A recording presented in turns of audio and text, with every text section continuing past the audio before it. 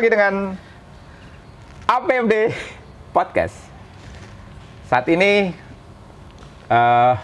kita sedang berada di Gazebo, Gazebo English Corner APMD. Podcast APMD kali ini istimewa karena kami kedatangan tamu istimewa, seorang Direktur Walhi DKI Jakarta, ibu kota yang sebentar lagi ibu kotanya sudah tidak ada.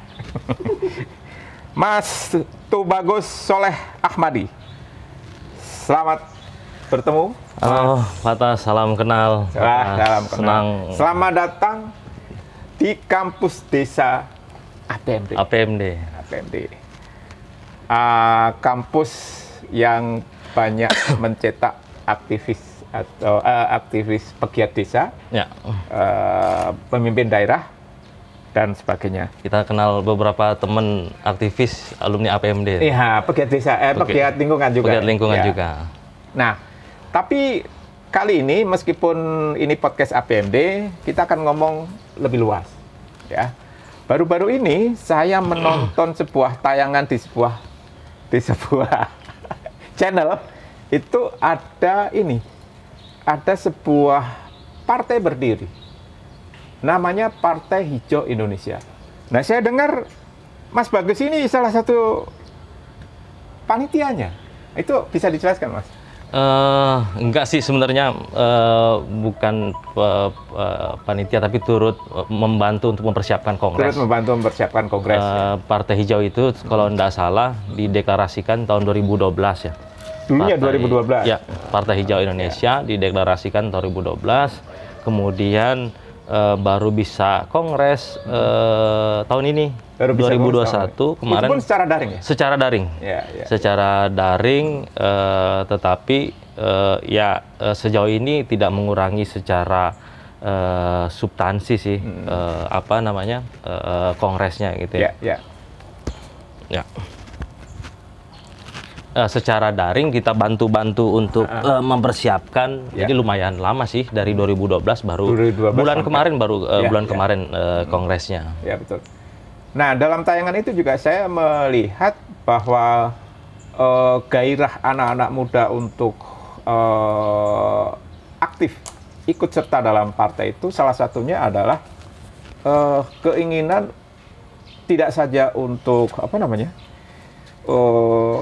keinginan untuk menjadikan Indonesia ini lebih bersih, lebih hijau, tetapi juga yang agak unik yaitu Partai Hijau Indonesia ini tidak mau ada satu orang yang dominan. Nah, itu gimana? Betul. Saya juga nonton tuh, Patas itu ngomongin politik lingkungan, atau kita politik lingkungan, ada ekologi politik, asik banget tuh. Kita udah nonton podcastnya di YouTube itu. Harusnya kita yang nanya-nanya sama Patas gimana nih ke depan. Tetapi betul Patas, gairah teman-teman itu sekarang soal politik itu, anak muda terutama, itu tinggi karena mereka udah betul-betul jengah ya dengan kondisi politik hari ini, dengan kondisi partai politik hari ini, di mana dikuasai oleh oligarki. Oligarki ini juga menguasai perpolitikan, organik menguasai kekuasaan, dia juga menguasai sumber daya alam gitu lah. Kalau kita lihat misalnya Patas lebih lanjut soal ekologi politik gitu ya. Ekologi politik ini bicarakan setidaknya dari 3 hal. Pertama, dia bicara soal degradasi dan marginalisasi. Isunya adalah terkait bagaimana eksploitasi sumber daya yang dilakukan secara berlebihan, kemudian menyebabkan ketimpangan atau kemiskinan kepada masyarakat secara struktural. Nah, kemudian bicara soal konflik lingkungan. Nah, konflik lingkungan ini bicara bagaimana akses masyarakat terhadap sumber daya alam itu semakin tidak bisa atau tidak ada, semakin tidak bisa diakses karena sumber daya alamnya itu telah habis atau dikuasai oleh negara dan swasta termasuk itu menyebabkan konflik lingkungan, ketiadaan akses masyarakat terhadap. Itu bisa kita lihat misalnya contohnya krisis air bersih, kemudian juga dan lain sebagainya ya, pangan termasuk, karena kita tahu bahwa di Indonesia ini model ekonomi dengan pangan monokultur gitu ya, pangan kita teralih fungsikan menjadi perkebunan monokultur sawit, termasuk juga monokultur kebun kayu itu kan banyak menggusur sumber-sumber kehidupan rakyat. Yang ketiga itu bicara soal konservasi dan kontrol. Nah ini cukup menarik karena kita tahu isu konservasi di Indonesia lumayan cukup tinggi gitu ya, dan kontrol. Nah konservasi akibat kebijakan konservasi dan kontrol negara terhadap sumber daya gitu ya, misalnya kita katakanlah sumber daya hutan, itu membuat kehidupan sosial budaya masyarakat tercerabut atas kontrolnya terhadap sumber daya alam. Nah, setidaknya bicara soal itu. Nah, itulah kemudian kenapa anak muda sekarang sudah semakin menyadari gitu ya, tidak hanya di Indonesia, di gerakan-gerakan dunia lainnya juga sudah menyadari bahwa ada persoalan-persoalan kebijakan lama. Kita kan tahu bahwa kita sekarang mengalami degradasi lingkungan, kualitas udara yang buruk, kualitas air yang buruk, perubahan iklim yang berdampak pada bencana di mana-mana. Ini kan kebijakan di masa lalu, kebijakan orang-orang yang tidak memikirkan masa depan. Nah, anak muda hari ini itu semacam mengatakan cukup sudah hari ini kita tidak memiliki kepastian lingkungan hidup di masa depan. Cukup sudah sumber-sumber kehidupan penting bagi kita di masa depan itu dirampas. Cukup sudah, dan kita harus bersama-sama mengertikan bahwa laju pemanasan global atau perubahan iklim semakin nyata, dan ini kita harus hentikan bersama-sama. Nah itu dan menarik, Partai Hijau kan sekarang presidium Pak Pas ya. Udah tahu ya Pak Tas ya. Jadi presidium ini teman-teman melihat bahwa kita melihat partai yang ada, memang partai yang ada ini tidak mencocokkan sangat baik sekali. Teori-teori politik dibalikan gitu, mengalami pergeseran ya Pak Tas ya. Mengalami pergeseran, makna politik mengalami pergeseran akibat partai oligarki gitu, kekuasaannya tunggal, kemudian juga kalau kita teman-teman Partai Hijau presidium. Ada ada perwakilan anak muda, ada perwakilan perempuan dan lain sebagainya, dan itu diharapkan partai ini bisa kolektif gitu ya, dan kita tahu bahwa yang kita khawatirkan kalau sistemnya pakai ketua umum atau tunggal gitu ya, ini kita khawatirkan ada dominasi, padahal kita tahu bahwa kita melawan dominasi negara, kita melawan dominasi oligarki atas politik, dan kita khawatirkan demikian. Nah, kalau kita lihat pengalaman negara-negara lain, ya, Eropa, terutama Eropa ya, Partai Hijau itu ada, tapi selalu kecil dan tapi sering berisik ya, kecil berisik karena anak-anak muda ya dan kreatif. Nah, bagaimana jika itu di Indonesia? Di Indonesia ada partai anak muda, tetapi semangatnya tetap podo wae dengan partai-partai yang lain. Ada partai muda tapi pikirannya tua. Nah, ada usah disebut. Nah, gimana Partai Hijau? Ya, kalau di Partai Hijau memang nggak hanya muda ya, tapi teman-teman lain juga banyak. Tetapi memang kita memaknai muda itu sebagai progresif gitu. Progresif, pembaharuan, anti terhadap dominasi, anti terhadap pelanggaran-pelanggaran, anti terhadap kekerasan dan lain sebagainya. Dan kita menjunjung tinggi nilai kesetaraan dan keadilan. Nah, itu yang kita pertahankan. Memang kalau kita lihat tapi kalau kita lihat ke depan gitu, pantas kami yakin bahwa politik jauh ini akan semakin besar.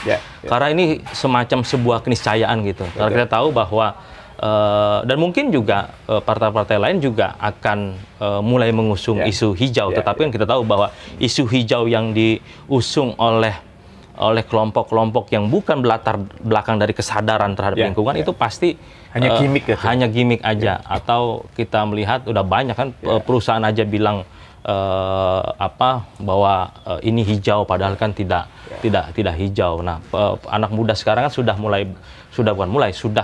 banyak sudah kritis gitu pikiran-pikirannya, dan mereka bisa melihat persoalan secara sederhana bahwa persoalan lingkungan ini adalah adanya persoalan kebijakan, dan kita tahu bahwa elit kita ini juga terlibat dalam urusan-urusan ekonomi politiknya, dan kita, nah itu kita menyebutkan bahwa ini yang harus kita lawan kayak gitu, karena pantas kita tidak memiliki kemewahan waktu untuk menyelamatkan bumi dari krisis lingkungan. Dan ini kenapa anak muda kemudian sadar bahwa kita harus cepat melakukan perubahan gitu ya.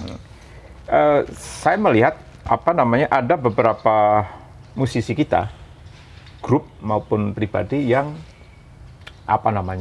yang punya kepedulian yang sangat tinggi terhadap isu-isu lingkungan.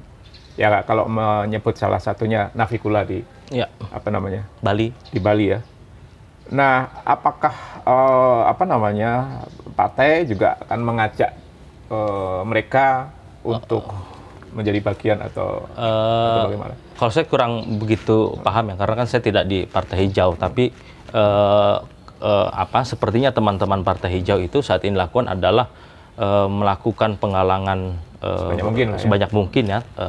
Kami tidak tahu juga, karena kan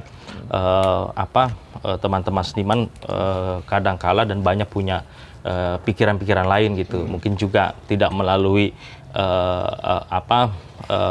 partai politik, tapi kita di teman-teman Partai Hijau ini melihat bahwa partai politik yaitu harus menjadi bagian dari gerakan sosial kayak gitu. Nah itu kan dan kita tahu bahwa kita belum melihat lagi gitu ya, ada partai menjadi bagian dari gerakan sosial atau social movement gitu ya. Dan kita harapannya Partai Hijau bisa menjadi bagian dari gerakan sosial. Pengalaman di Inggris terkait ini, tapi bukan Partai Hijau ya, terkait dengan Partai Buruh. Di Inggris itu ada serikat buruh, lalu serikat buruh mendirikan partai yang kemudian jadi Partai Buruh yang terkenal itu ya. Di Inggris itu partai yang dominan ada dua ya, Partai Buruh sama konservatif. Kalau nggak buruh, konservatif. Kalau nggak konservatif, buruh. Kayak di Amerika, kalau nggak Demokrat, Republik. Kalau nggak Republik, Demokrat. Nah,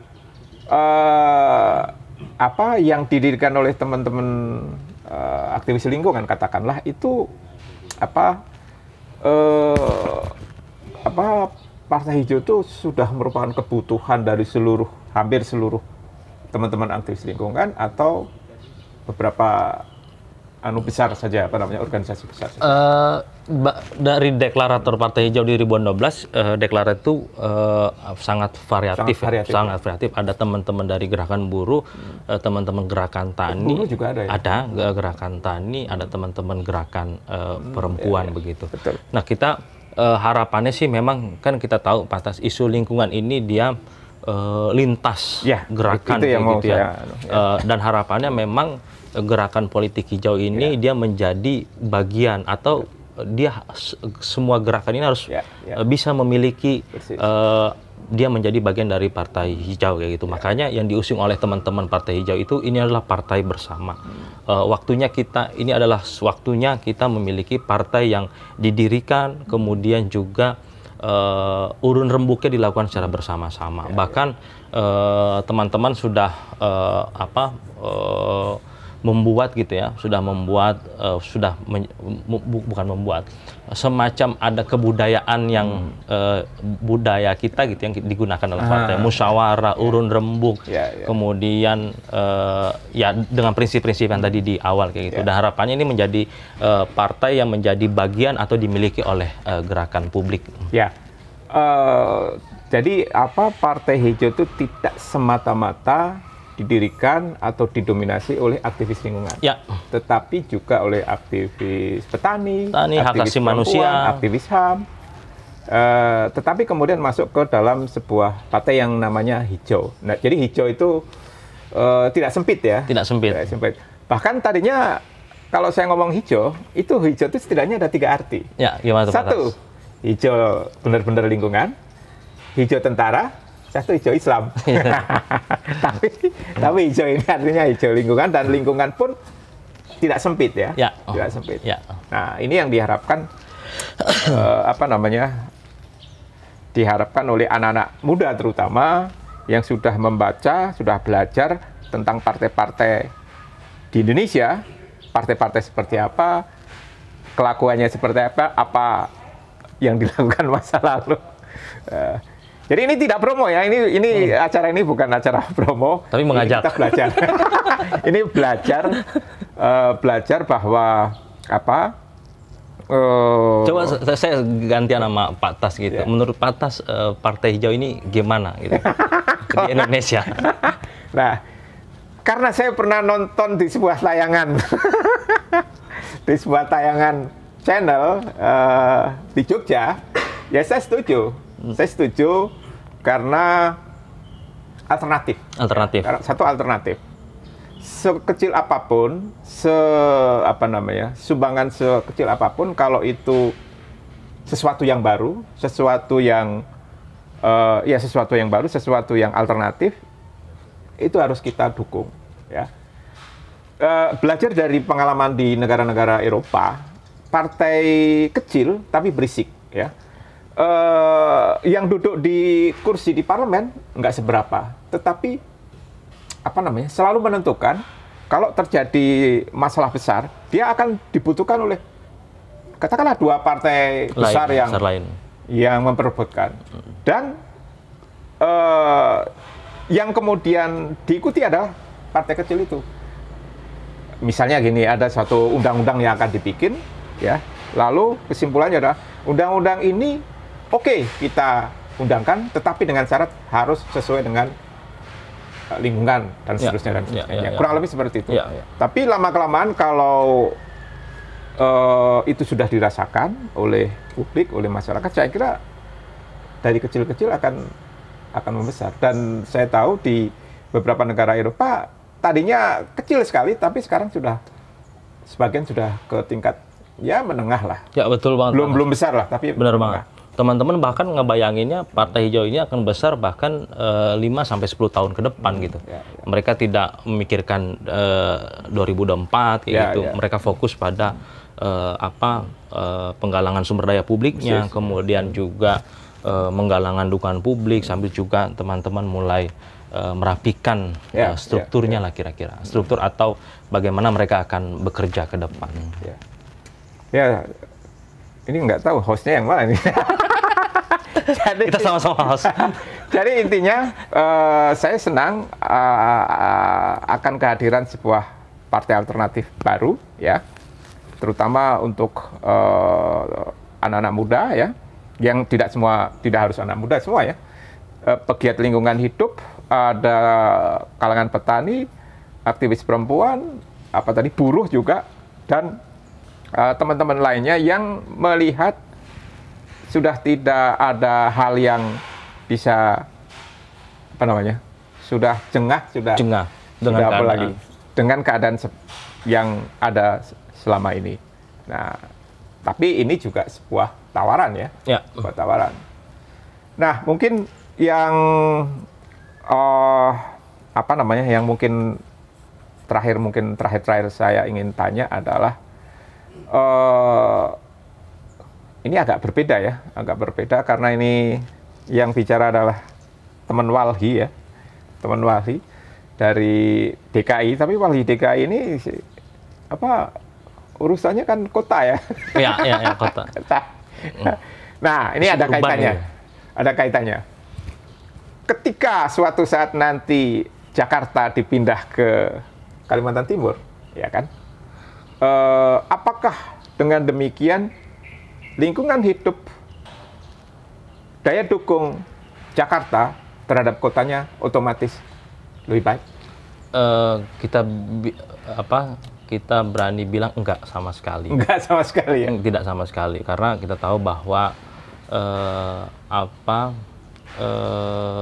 kita tidak berdebat di setuju atau tidak setujunya, tapi kita lihat bahwa krisis lingkungan hidup di Jakarta ini sangat panjang sekali. Sudah sangat panjang, bahkan tahun 2010 teman-teman Walhi sepulau Jawa gitu, ya, mengeluarkan riset bahwa Pulau Jawa sudah kolaps.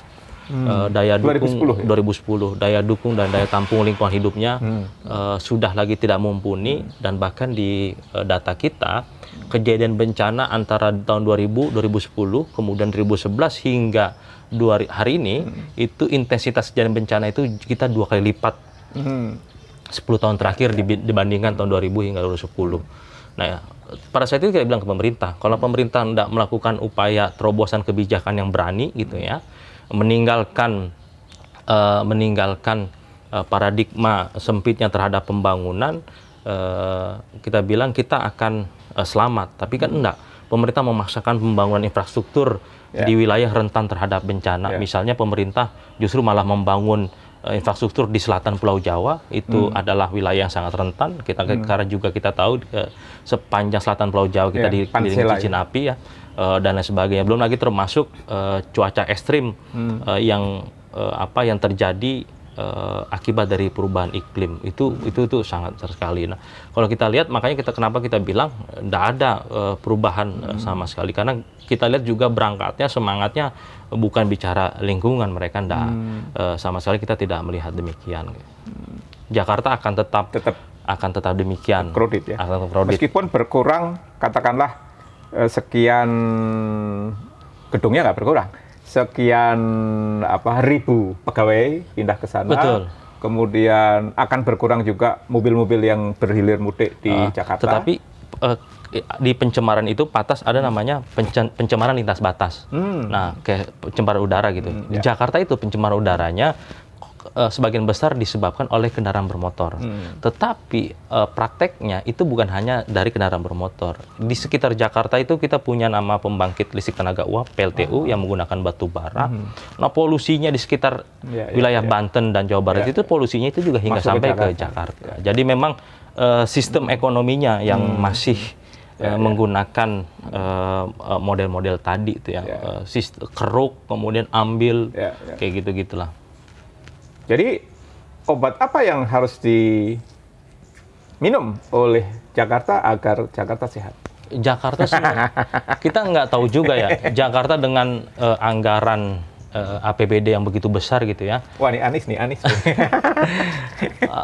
Jakarta lagi rame terus nih Pak Atas nih. Dikit-dikit ngomongin apa kita ngomong dikit langsung kita dibilang segala macam pro atau anti gitu. Pro atau anti gitu. Harusnya dengan APBD sebesar demikian yang dilakukan, seharusnya berhenti untuk membangun, dalam tanda kutip ya, membangun sebuah pembangunan yang merusak ya begitu. Harusnya dia cukup sekarang meningkatkan atau bagaimana kebijakan yang berupaya untuk meningkatkan kualitas hak-hak dasar warga Jakarta harusnya. Itu harusnya dilakukan dengan uang yang sedemikian. Berhentilah membangun yang berdampak pada lingkungan. Seharusnya upaya sekarang ya membangun, misalnya di wilayah-wilayah rentan banjir sudah mulai membangun kebijakan pemukiman yang adaptif terhadap bencana. Kemudian juga upaya mitigasinya lebih pada perspektif lingkungan, bukan perspektif pada proyek kayak gitu. Yang proyek yang intinya juga sebenarnya menghambur-hamburkan uang, tetapi tidak ada manfaatnya dari sisi lingkungan. Nah, kita pengennya tuh Jakarta itu berhenti untuk demikian, sudah mulai serius. Bahkan kalau harusnya 50%, lebih dari 50% kebijakan Jakarta, anggaran itu seharusnya bicara soal pemulihan. Ya termasuk di segala sektor ya, baik itu di sektor pendidikan dan lain sebagainya. Itu perspektif lingkungan itu harusnya udah mulai besar. Dan itu yang harusnya dilakukan. Ya betul. DKI ini kan salah satu mungkin provinsi paling tinggi ininya ya. APBD-nya paling besar di Indonesia. Paling besar, sehingga setara dengan salah satu departemen di kementerian ya. Karena itu banyak orang pengen jadi gubernur. Nah, tetapi seperti tadi dibilang Mas Bagus bahwa yang dilakukan sekarang masih belum pas ya. Nah, kalau mungkin ini terakhir, apa yang diharapkan Mas Bagus buat anak-anak muda, terutama mahasiswa dan ya alumni lah, untuk berkontribusi terhadap. Kita selalu bilang begini Pak Tas ke anak-anak muda, kamu tidak perlu berpikir rumit untuk menyelamatkan lingkungan, lakukan apa yang kita bisa sekecil apapun. Membuang sampah pada tempatnya, kita bukan membuang, menyimpan sampah pada tempatnya, membersih-bersihkan lain. Itu sebenarnya juga itu pekerjaan yang sangat mulia, Pak Tas. Jadi memang kalau wali kan memang kerjanya melakukan advokasi ya, pendampingan masyarakat.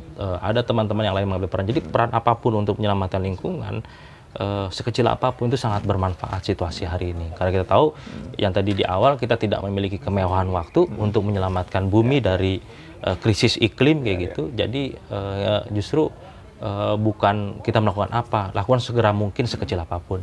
Itu. Lakukan sesegera mungkin sekecil apapun. Itulah kalau kita mau bumi kita, negara kita, lingkungan kita bersih, lestari.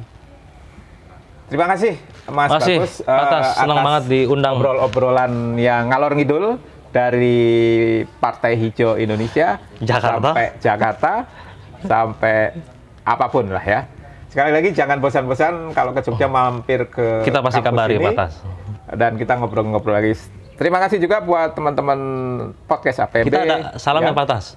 Salam Adi Lestari. Jadi kalau ditutup patas, pakainya Salam Adi Lestari. Salam Adi Lestari. Salam Adi Lestari. Ya. Sampai jumpa.